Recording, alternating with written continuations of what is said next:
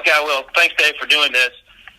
If you could, just your initial reaction first when the postponement till March 30th, and then the entire season. Your thoughts on how that hit you.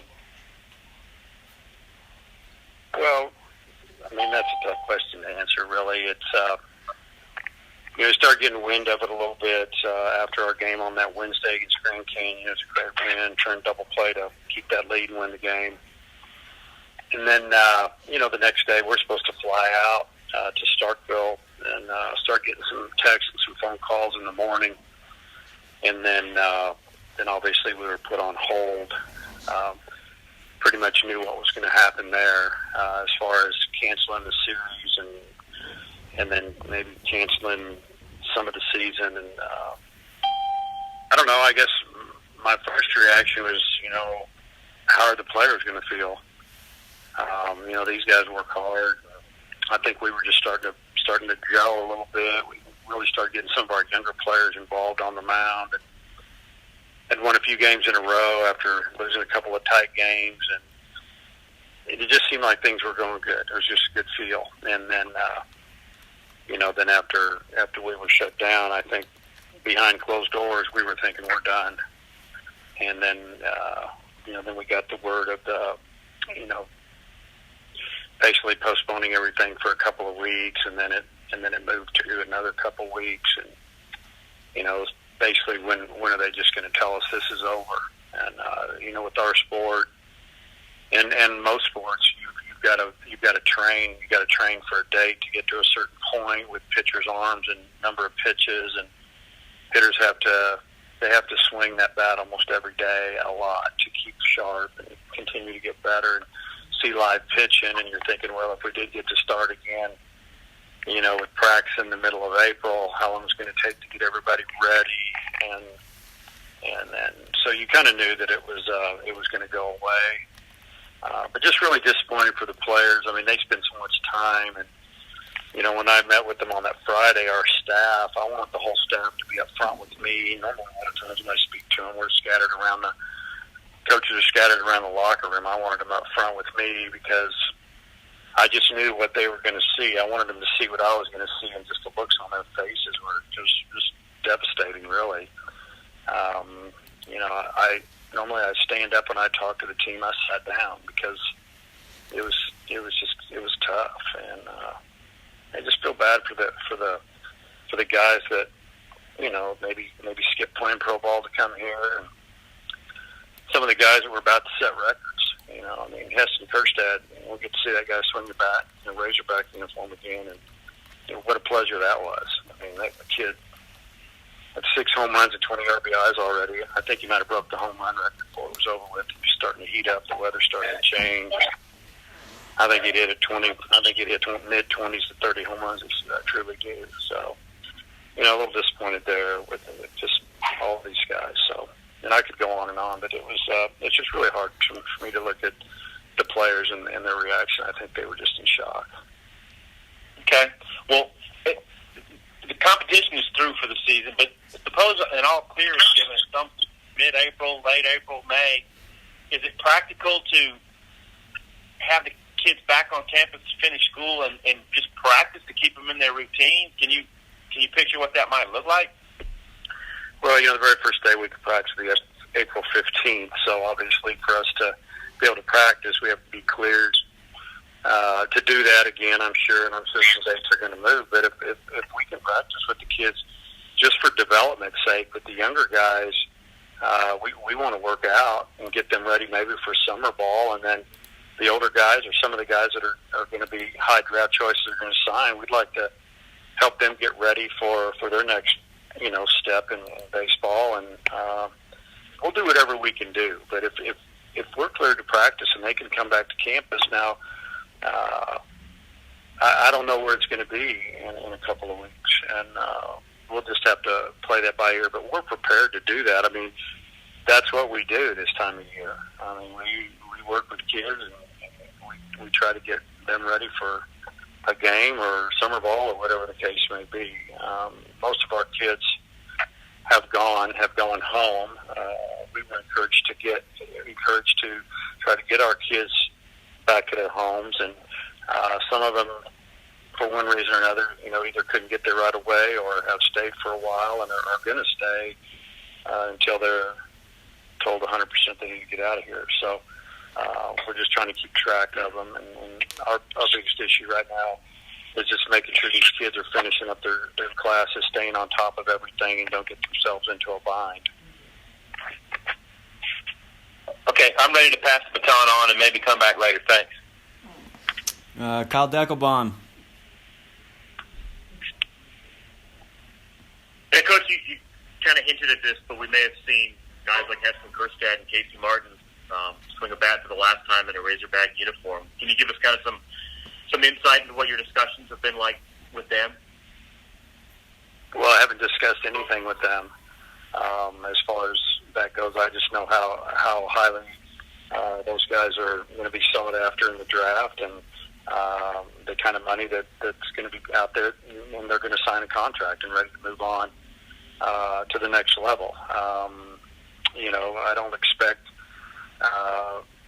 probably three of our guys for sure to come back, and that would be both of the Caseys and Heston Kerstad. I would think those three guys will probably sign a professional contract, someone for sure, and there's a couple others that are iffy, and I think there's a lot depends on where they get drafted and how much money and what status are they? Are they a junior? Are they a senior? Or are they get to be a junior again? Things like that.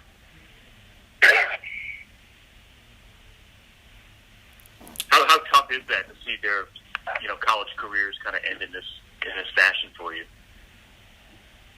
Well, for me personally, you just didn't get to finish the book. I mean, you got guys that possibly could have been in the record books forever here, and a team that had been to Omaha 2 years in a row, and is going to try to get there three, obviously, and try to get there 1 year in a row, and we don't get a chance to accomplish that. Just seeing guys like Casey Opich catch, probably not a better receiver in the country, and then Casey Martin, who has really battled through some things as far as on the field, and I think that he was really starting to come out of it, and I think we were getting ready to see the best of him, and I really liked the way he had handled all the pressure and his demeanor, even when he wasn't having a good day, compared to maybe last year when it didn't go good for him, just the growth mentally for him and the development to be able to handle the tough days. And I think he was getting ready to take off, and he'd shown that a little bit the last week. It's just hard, and there's other guys too. There's some guys having some great years. Christian Franklin made a huge jump, sitting about 400 on the year, and want him to keep developing and have that special junior year. And, so there's a bunch of them. Thanks, Coach. Scotty? Yeah, Coach, I figured you guys by this point are a pretty tight-knit group. I'm wondering what it's like being around these guys and now, just not really getting to interact with them. Yeah, I mean, it's like you're used to being around them every day, like you said. And, as coaches, whether usually this time of year we're traveling, we're in hotels, we're on the road more than any sport, at the university, I would think, with, 6 days on and 1 day off. And the 1 day off, those guys come to the field. They like being down there. They like being in the locker room. They'll do things on their own. I mean, it's pretty much a seven days a week for them. And at this time of year, the camaraderie of your locker room and just being around everybody, it's just kind of a way of life. I always talk about it as far as, people will talk about my job, and I just see it as a way of life. I don't really see it as a job. And I think they feel the same way. This is a way of life for them, and it's just kind of really getting going. A lot of them will play pro ball for a long time and then move on and do something else, let them get back into coaching. But, that's probably the thing that you talk to any athlete that they miss is the locker room and being around the guys and just the whole atmosphere and the camaraderie. And I think that we've got a good locker room. The guys want to be there. So I think, for me personally, I miss it already. I mean, I can imagine what they're going through as well. Appreciate it. Nate? Yes, Dave, can you assure that they'll have a draft? I mean, could you see, because of the Major League season being delayed, that the draft would get delayed as well? Oh, they'll have a draft. They already know who they want to take. You read all these things about the draft being pushed back, and that could happen.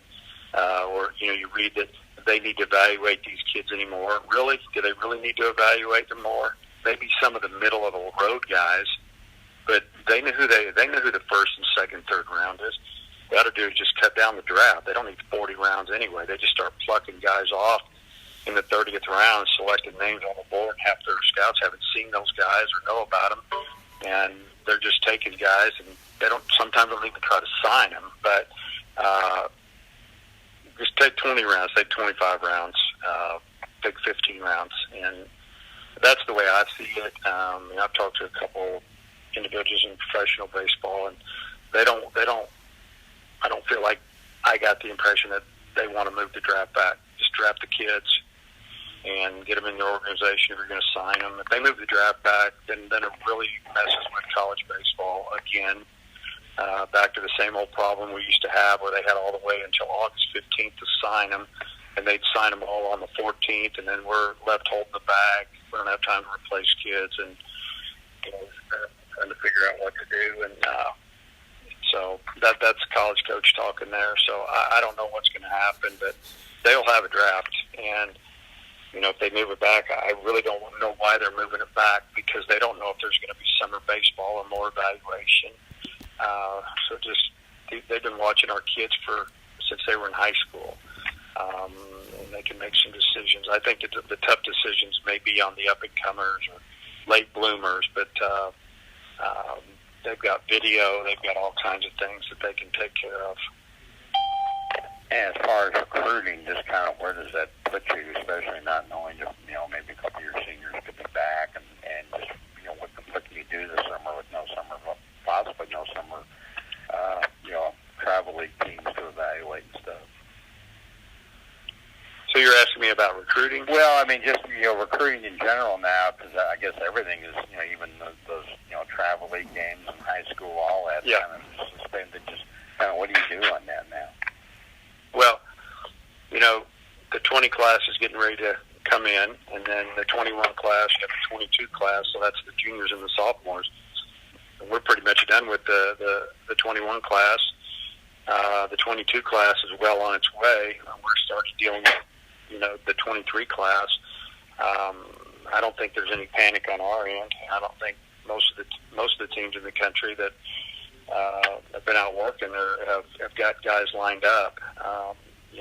It slows us down maybe for some of those younger guys, but we're just really, our main concern is trying to figure out our roster for this coming fall, and what are the new stipulations, what's going to go on with scholarships, what's going to go on with counters, and number we can have on the roster, and are we getting more scholarship, and is everybody going to get their year back?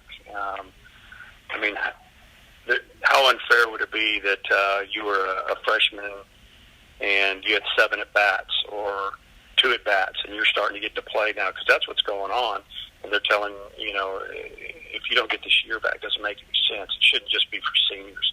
It should be for everybody that was on the team. Thanks. Alyssa? Hey, Coach.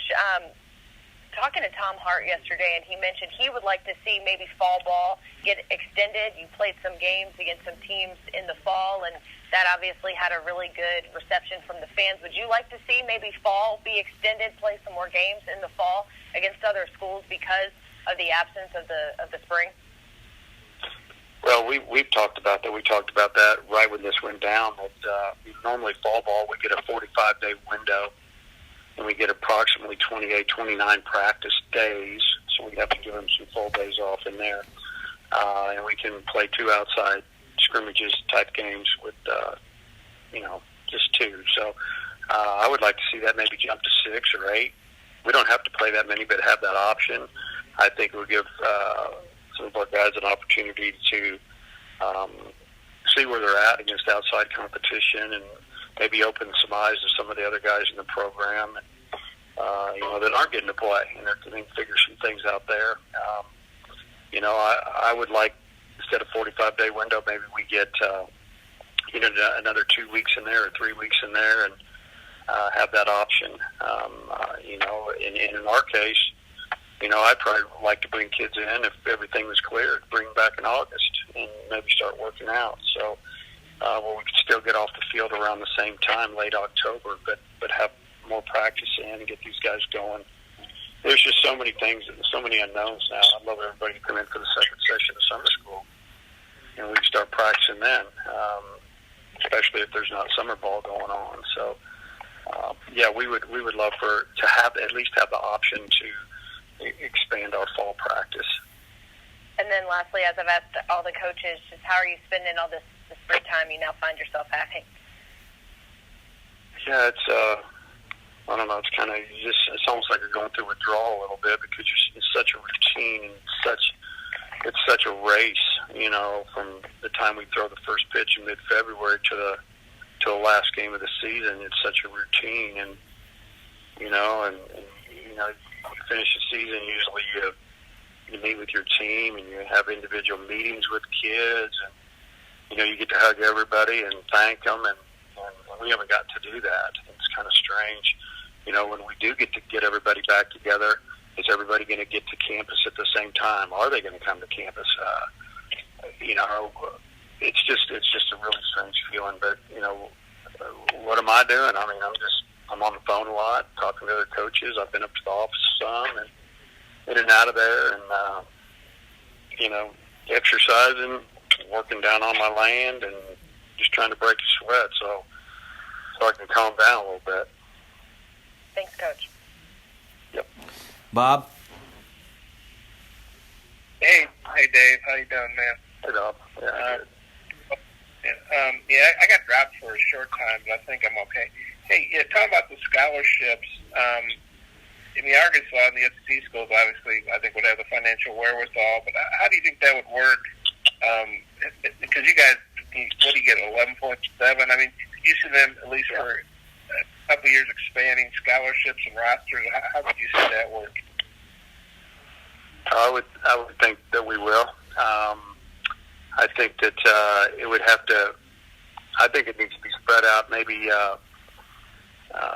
over 4 years. A complete cycle where you could taper it down, step it down. Example, if we got a certain amount in the 2021, maybe we get a little bit less the next year, and the next year, and then back to wherever we need to be, 11.7. We need more than that anyway, but that's another story.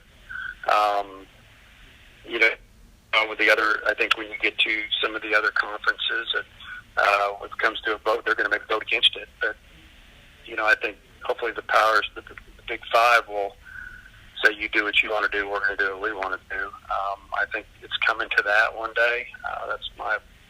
That's my opinion.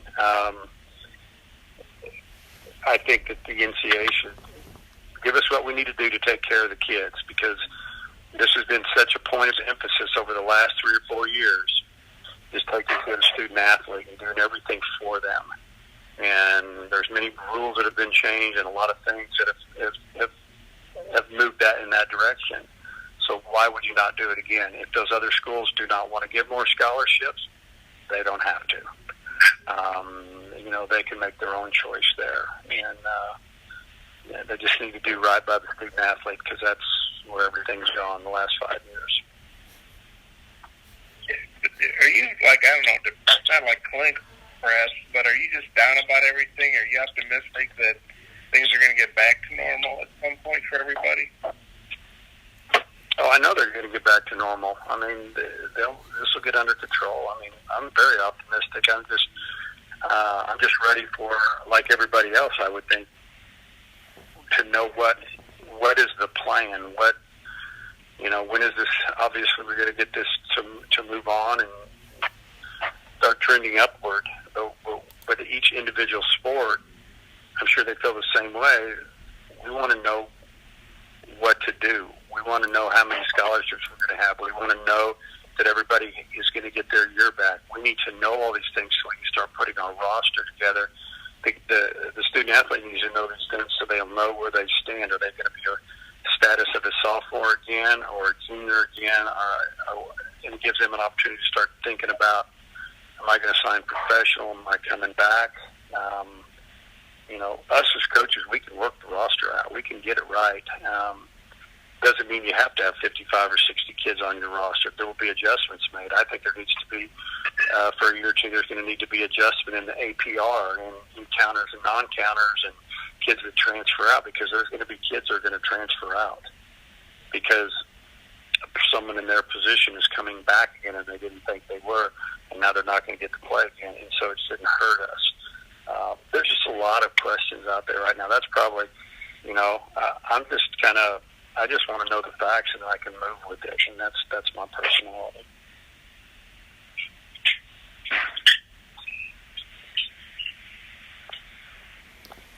Tom, do you have any more questions? Yes, Dave, it just so happened that the last game was your 700th win in Arkansas. So during this downtime, we're probably going to do a little retrospective on your having 700 wins under your belt here, and just top of your head, maybe some of your favorite wins over all these years, favorite moments. Oh, there's been a bunch of them. I mean, there's been so many. Oh gosh, you could start back in. The first game of the year, 2003, when we beat Creighton, and this was a game that was not scheduled, and we scheduled it, and I knew they had a good club because I had just come from up that way, and we beat them pretty good. That was exciting, and there were many throughout the years. The 04 season was magical.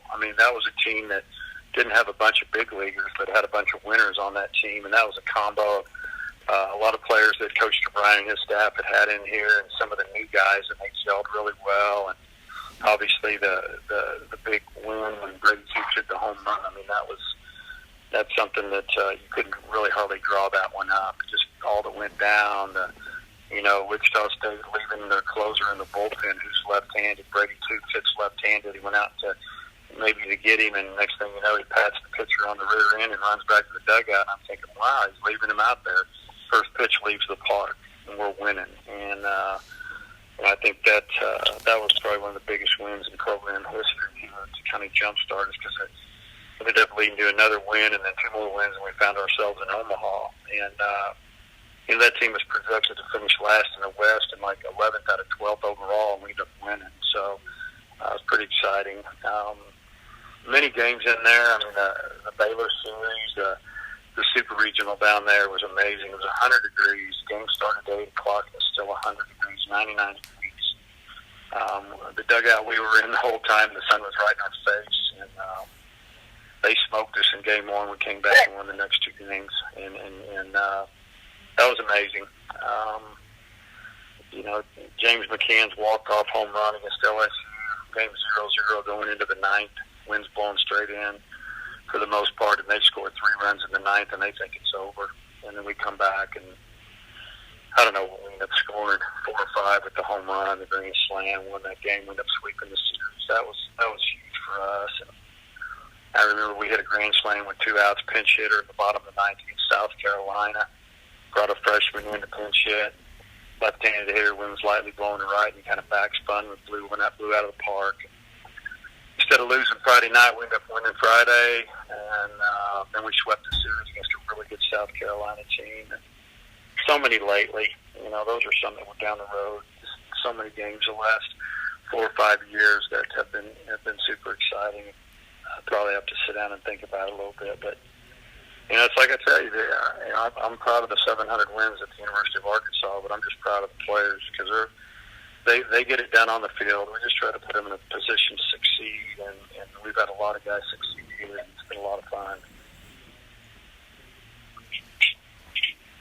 Appreciate that, Dave.